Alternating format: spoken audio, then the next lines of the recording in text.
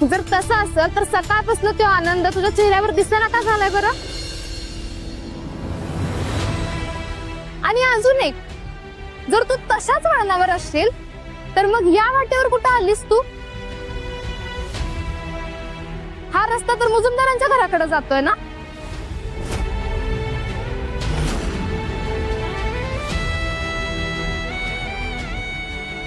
जे तुम्ही मला भेटायला येत होतात काय?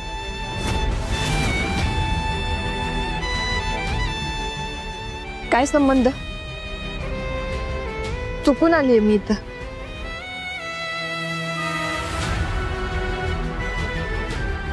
तसं बघायला गेलं तर तुम्ही सुद्धा स्टुडिओत येणार नाही असं कळलं होतं धैर्य ना? मग आता तुम्ही सुद्धा या स्टुडिओच्या वाटेवर कसे?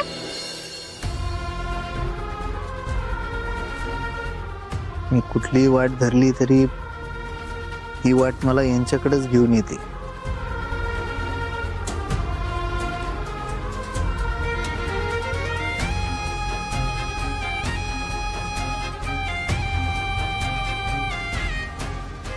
आता परत तोच विषय काढू नका.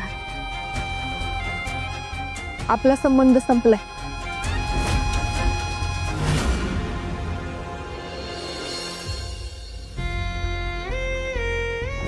माझं उत्तर मी तुम्हाला कधीच सांगितले.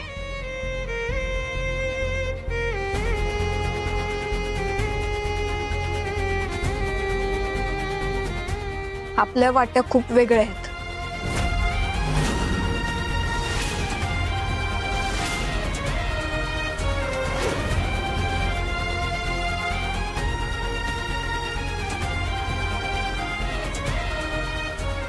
आणि आपण दोघांनी त्या वेगळ्या वाटेनं पुढे जावं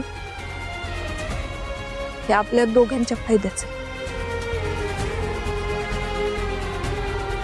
आणि तसं पण तुम्ही निघालात ना सिंगापूरला.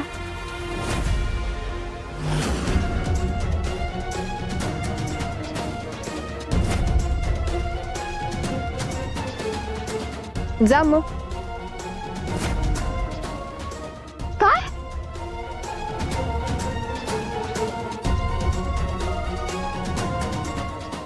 सिंगापूर? हे कधी ठरलं? तुम्ही खरंच निघालाय सिंगापूरला? हो, कारण इथं राहिलो तर त्यांना भेटण्यापासून स्वतःला थांबू शकणार नाही.